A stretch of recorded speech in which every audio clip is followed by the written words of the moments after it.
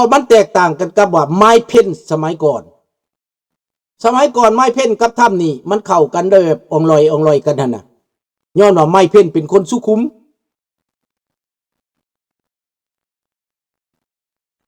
นั่นแหละก็เลยเอาเรื่องแห่ธาตุนี่ไปเว้ากับอังกฤษรวมมือกับอังกฤษรวมมือกับเยอรมันรวมมือกับฝรั่งเศสให้ฝรั่งเศสสนับสนุนเรื่องแห่ธาตุนี้ฝรั่งเศสก็ยินดีแต่ว่าต้องปกป้องยูเครนส่งเมลานีไปต่อว่าได้ส่งนายกของอิตาลีไปต่อว่าไปว่ากับทำตีโตเข้ากับทำนี่ปัญหากับตาลปัดแล้วเดียวนี้นะทำนี่นะติดข้อหลอกลวงของบักโปตีนเสียท่าอย่างบ่มีจังหวะเลยพี่น้องเดี๋ยวนี้อ่อนลงถ้าทำบ่เปลี่ยนนโยบาย10รัฐติดกับแคนาดาจะแยกออกไปเข้าร่วมกับแคนาดาเพราะว่าเขาได้พึ่งแคนาดาได้10รัฐนะแถวนี้นะถ้าเขามาเข้าแคนาดาเขาก็รวยแหละลุงเขารวยได้เพราะว่าแคนาดาเป็นประเทศร่ำรวยเพียงตั้งแต่ว่าบ่ได้ขุดค้นซื้อไฟฟ้าก็รวยน้ำก็รวยแห่ธาตุก็รวยน้ำมันก็รวยอาหารการกินก็มียามหนาวเขาก็มีหลายและธรรมศาสตร์มีเยอะดังนั้นพี่น้องแคนาดานี่ข้าพเจ้าว่าตอนนี้ข้าพเจ้าแปลกน้ำมันถึกลงดอนปลายเดี๋ยวนี้ตั้งแต่ก่อนเกือบ2ดอนเดี๋ยวนี้ลงมาดอนปลายเดี๋ยวนี้ดอน50ดอน40ดอน40ปลายน้ำมันเริ่มลงแล้วต่อลิตรแต่ก่อนว่าแพงปานหยังย้อนว่าแคนาดานี้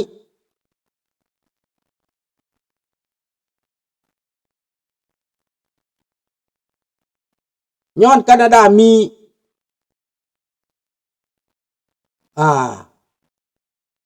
ย้อนแคนาดามีบ่อแห่มีวัตถุดิบมีประเทศอันกว้างใหญ่ไพศาลนะดังนั้นคิดว่าโดนัลด์ทรัมป์ต้องได้ปรับตัวต้องได้ทบทวนใหม่จังสิไปรอดถ้าว่าบืนไปแบบนี้นะ3เดือนยังเป็นแบบนี้อยู่ทำจะเสียหายนักพี่น้องข้าพเจ้าก็งึดเลือกตั้งมาได้คะแนนท่วมท้นแต่มาเจอปัญหาแบบนี้ย้อนตัวเองเหตุขึ้นนั้นข้าพเจ้าตกใจตั้งแต่ทำอิฐตกใจตั้งแต่ตอนไล่เซเลนสกี้พุ่นแหละว่าถ้ำนี้ไปผิดทางแล้วนะ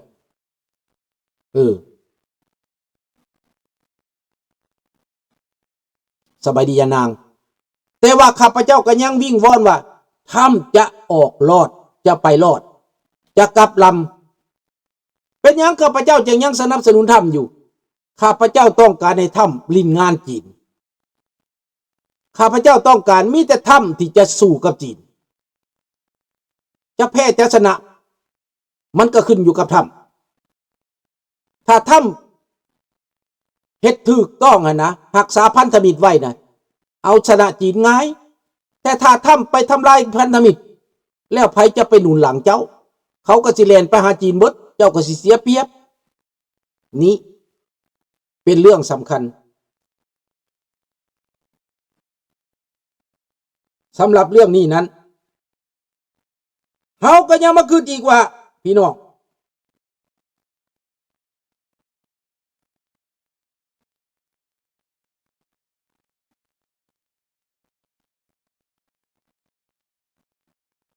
อยู่ใน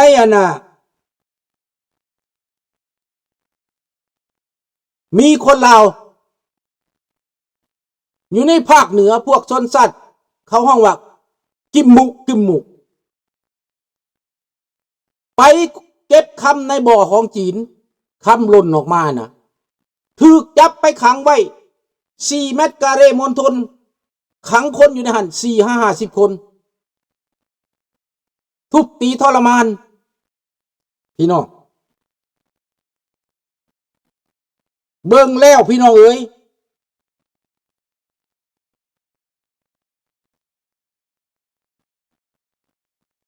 คนลาวถูกกดขี่ข่มเหงอย่างนักถูกตบตีอย่างนักพี่น้องนี่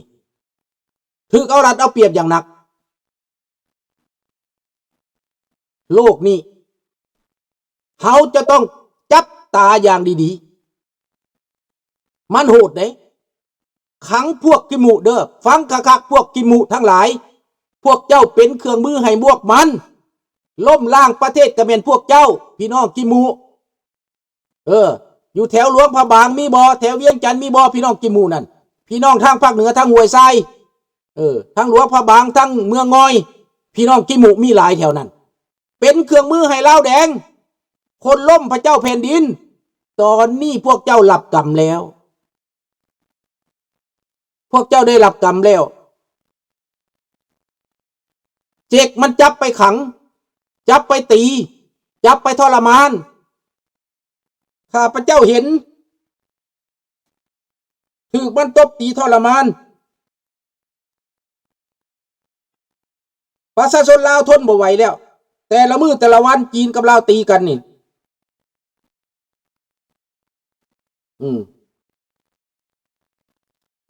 งั้นเขามาตีฮอดเมืองลาวเขามาปุ้นสะดมเขามาเค้นฆ่าพี่น้องขักมาหลักเอาสินในดินในน้ำคนลาวไปบ่ไหวแล้วพี่น้องเอ้ยสิดูได้จังได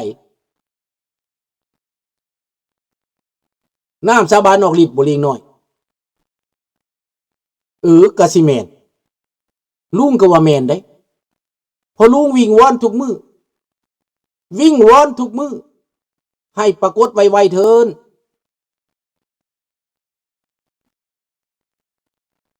แต่ก่อนมันขมุแล้วเพิ่นเปลี่ยนเป็นขมุคิมมุบาดนี้นะพวกขมุนั่นแหละจริงๆแล้วมันชื่อขมุเขาก็ห้องลาวเทิงนั่นแหละแต่ว่าเพิ่นอยากเปลี่ยนชื่อเป็นสดสวยงดงามเดี๋ยวนี้เพิ่นได้รับการศึกษาหลายแล้วเดี๋ยวนี้นะลาวกลางบอกลาวกลางกับลาวกลางที่จริงก็ลาวนั่นแหละลาวยังก็ลาวนั่นแหละแต่ว่าเพิ่นอยากแยกเผ่าแยกพันธุ์ดอกพวกนี้นะเลยถูกตัวเองในเมื่อว่าไปพร้อมเขามาบาดนี้เขาทำลายตัวเองแล้วจับไปขังคือหมูคือหมาคอกน้อยๆ4 เมตรขังได้40-50 คน4 เมตรกะเรพี่น้องคิดเอามันเห็นพี่น้องไปเบิ่งเอาเด้อข้าพเจ้านี่เบิ่งแล้วสงสารเวทนาลูกหลานเขาใส่กรรมแล้วเผาขี้มุเผาม่งเป็นเครื่องมือให้ลาวแดงเดี๋ยวนี้มากินแหนงแล้วมากินแหนงแล้วเผาลาวเด้พี่น้อง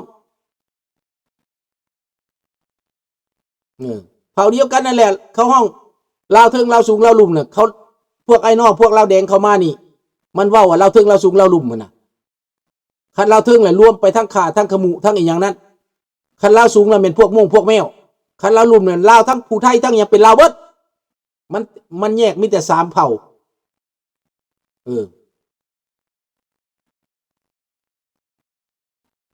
พวกขมุพวกข่าพวกอย่างนี้เขาห้องว่าลาวถึงลาวสูงแหละพวกม่วงพวกแมวลาวลุ่มแหละเป็นมีสวยมีอันนั้นน่ะผู้ไทยมีอันนี้เนี่ยแล้วเขาห้องว่าลาวลุ่มนะ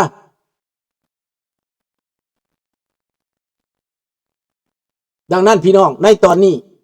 ความชั่วความเลวของพวกลาวแดงนี่ออกมาเบิดแล้วเห็นธาตุแท้เบิดแล้วพี่น้องเอ้ยมาสามัคคีกันเด้อสามัคคีกันไว้ในอเมริกาคนลาวผู้นักต่อสู้ทั้งหลายต้องจุจอดกันบาดนี่นะต้องจุจอดกันต้องประสานกันต้องรวมมือกันเพราะว่าคนบางคนน่ะแนวความคิดอวดว่าแต่ตัวเองเป็นนั่นเป็นนี่ บ่อยากรวมหมู่คันรวมหมู่ก็อยากกินหัวหมู่อยากเหยียบหมู่มันจังบ่ไปบ่มาต้องทบทวนคืนหลัง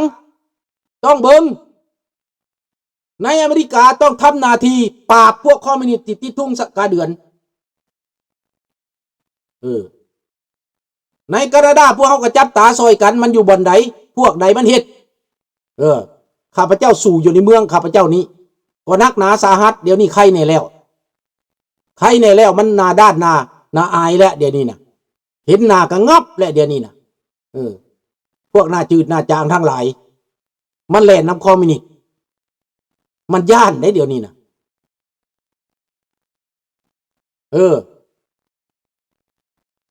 นั่นแหละข้าสอดเตียวนั่นแหละ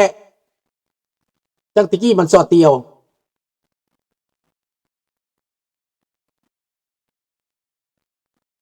มันสอดเตียวดังนั้นพี่น้องสิเป็นขมุสิเป็นลาวสิเป็นอีหยังกะยาในแผ่นดินลาวนะเขาถือว่าเป็นลาวชาติลาวเบิดแต่ว่า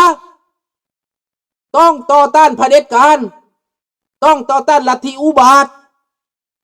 อย่าไปเป็นเครื่องมือเขาอย่าไปหับใจเขาพี่น้องเดี๋ยวนี้อยู่ในลาวหั่นน่ะคนจีนมาเข็นฆ่าคนลาวมาตีคนลาวนี่บ่แม่นธรรมดาเด้ให้เบิ่งเอาเด้อพี่น้องเด้อให้พวกเจ้ามาเบิ่งเอาเขาจับคนเขาตีคนเขาทรมานคนอยู่ในเมืองลาวสบายดีร้านท็อป10สู้ลุงสู้กับพวกนาด้านแมนขอบใจร้านท็อป10เด้อมันถึงเวลาแล้วแหละข้าพเจ้ายังเอาถ้ำอยู่นี้เพราะว่าข้าพเจ้าคิดว่าถ้ำนี้จะต้องทำหน้าที่นี้ใน4 ปีข้างหน้านี้ประเสริฐหน้ากับจีนลุงขอถ้ำมาประเสริฐหน้ากับจีนเท่านั้นนี่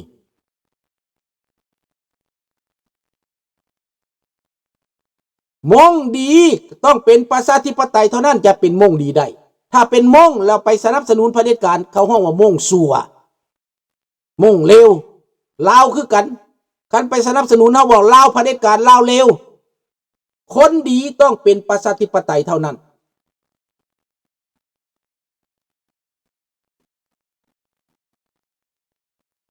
ตอนนี้ถ้ำมีปัญหาในเรื่องความคิดสิแก้บันไดสิออกบันได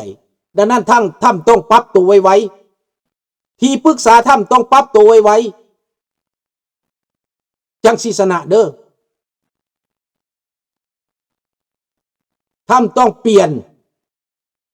ต้องปรับทัศนคติเพราะว่าอำนาจมีคนตัวเองมีหมดแล้วอำนาจครบ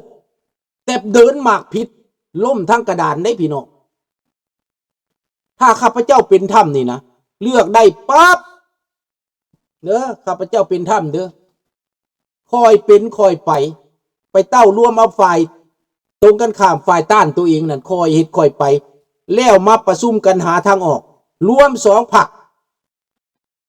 เรพับลิกันพรรคเดโมแครตมาล้มกันเดี๋ยวนี้ค่อยชนะแล้วเขาจะเอาประเทศเราไปทิศทางใดเขาต้องเอาความคิดทั้ง2 ฝ่ายนี้มาชมเทียบกันว่าไปสายกลางไปแนวนี้ศัตรูของเขาคือไผคือพวกคอมมิวนิสต์พวกอดีตคอมมิวนิสต์ที่เขาเป็นปรปักษ์กับเราถ้าข้าพเจ้าเป็นถ้ำไหนแล้วจะพยายามบ่เป็นปรปักษ์กับฝ่ายเดโมแครตเขายอมเฮาแล้วเขาเสียท่าแล้วคือเขาตีมวยนี่นะถ้ำนี่เราเสียหยังเราทีมโทษใส่โจไบเดนอยู่บนมือนะเจ้าชนะแล้วนะเจ้าบ่เห็นบ่ตีมวยนะชนะแล้วเขาไปกอดได้ sorry my friend ข่อยชนะแล้วเจ้าต้องร่วมมือกับข่อยเจ้าต้องเป็นนักกีฬาการเมืองถ้าข้าพเจ้าเป็นถ้ำได้แต่ว่าถ้ำเดินหมากพิษย้อนการเป็นอคติและปรปักษ์